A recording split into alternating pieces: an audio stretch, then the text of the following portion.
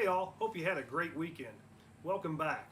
I've got a challenge for you this week instead of a weekly announcement. So here's my challenge. I was working with some difficult kids who are failing classes right now and missing a lot of assignments this week, and was having a separate conversation with Mr. Hoopoff, and between the two reminded me kind of my student teaching experience just a few years ago.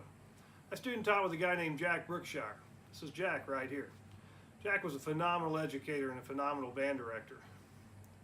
So Jack had two bands in his middle school. He had a select group that was by audition, and he had just a band that anybody could play with.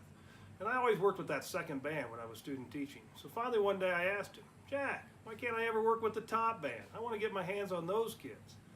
And he looked at me and laughed, and he said, Mike, anybody can work with those kids. You don't need any practice with that. They're easy. He said, but true teaching happens with the kids that struggle, with the kids that don't get it as quick as they do. I think he's right. My state band kids that I had as a teacher, I never took much credit for them.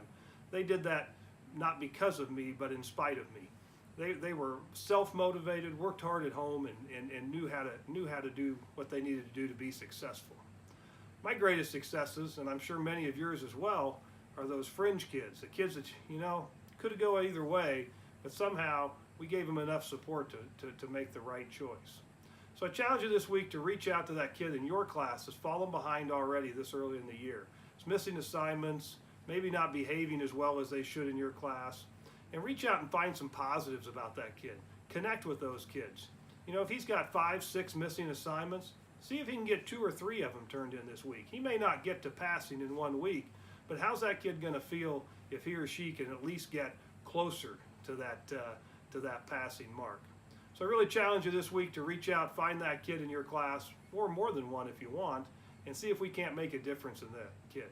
Have a great week. If I can be of any help, let me know. I'm